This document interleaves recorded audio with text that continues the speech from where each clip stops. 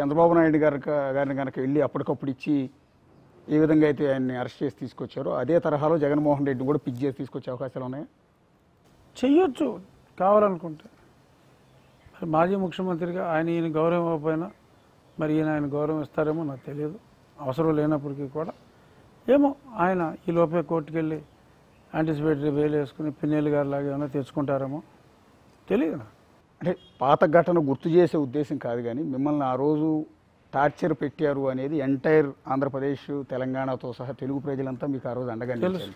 ఒక ఎంపీని పట్టుకుని ఇంత దారుణంగా చీకట్లో కొడతారని ఒక్కసారి ఆ రోజు ఏం జరిగింది ఆ చీకటి గదిలో ఒకసారి చెప్పగలుగుతారు?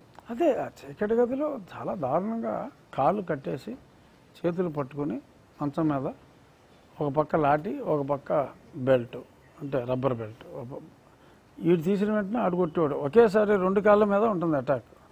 2 కాళ్ళ మీద ఒకేసారి కొడతారు. ఒక కర్రతో 2 కాళ్ళ మీద కొడతాడు, పాదాల మీద. తీసిన వెంటనే ఆ షాట్, లేచిన వెంటనే ఈ షాట్, అలా ఓ 20-30 సార్లు కొట్టి అంతా గదిలో నడిపించి, లేకపోతే చాలా పెద్ద ప్రమాదం అంట, ఎక్కువసేపు కొడతానికి ఉండదంట. అలాగా గ్యాప్ ఇచ్చి కొట్టి మూడోసారి ఏమో ఒకసారి ఇలా పడుకుంటే ఇంకోసారి ఇలా, ఇంకోసారి ఇలా, మూడోసారి మళ్ళీ ఇలా పడుకున్నప్పుడు చెస్ట్ మీద కూర్చున్నారు. ఆ ప్రెషర్కి మంచం కోళ్ళు ఇరిగిపోయినాయి.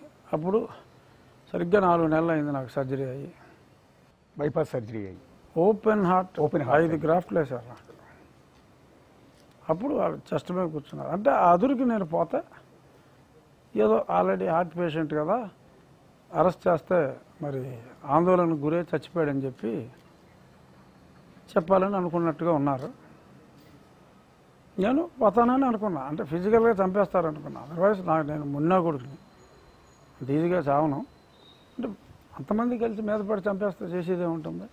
బట్ అలాగ చంపిన ఆనమాలు ఉంటాయి. నేను న్యాచురల్గా చనిపోయినట్టుంటే తప్ప మరి ఎంతో కొంత ఇష్యూ అవుతుంది కాబట్టి, పార్లమెంట్ సభ్యుని కాబట్టి కొంచెం ప్రికాషన్స్ తీసుకుని నా అంతటి నేను చనిపోయే వాతావరణాన్ని క్రియేట్ చేయాలనుకున్నారు.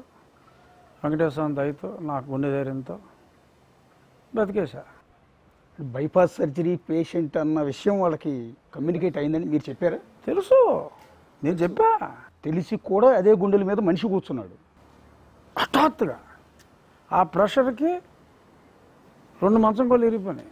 ఆ తలేపన్న మంచం కోళ్ళు అలా మంచం మీద ఇలా ఉన్నా. ఆ ఇరిగిన మంచం కూడా రిపేర్ చేసుకున్నారో లేదో తెలియదు నాకు. ఎన్నాళ్ళకి రిపేర్ చేసుకున్నారో, అక్కడ మంచం రిపేరు వెళ్ళిందో, మంచం బయటికి వెళ్ళిందా తెలిసిపోతా. ఎవడైనా చెప్పేస్తాడు మొత్తం జరిగిందని. ఇదంతా చీకటి గదిలోనే సార్, లైట్స్ ఉన్న అందరూ చూస్తూ? లేదు, అందరూ వచ్చిన ఆగంతకులు 5గురు లైట్ వేసే కొట్టారు, లేదా కనపడదు కదా. అంటే వాళ్ళ ముఖాలు మీరు చూసారా అని ముసుగులు వేసుకుని ఉన్నారా? కర్చీఫ్ ఇలా కట్టుకుని ఉన్నారు. వాళ్ళ కళ్ళు జుట్టే ఉంటుంది. ఒకడైతే క్యాప్ కూడా పెట్టుకున్నాడు. అంటే మీరు 6 అడుగుల ఆజానుబాహుడు కాబట్టి ఆ దెబ్బను తట్టుకోగలిగారు. వేరే వాళ్ళు అయితే చచ్చిపోయేవాళ్ళు కదా స్పాట్లో. అసలు అనుమానమే లేదు. అసలు హార్ట్ సర్జరీ అయినవాడు ఇంకొకటి ఎవడైనా గ్యారంటీగా చచ్చి ఉండేవాడు. అంటే ఒకటి సార్, మీరు బాగా గుర్తుండి ఉంటుంది, ఆ రోజు మిమ్మల్ని కొట్టిన వాళ్ళు పోలీసులేనా? పోలీసులకి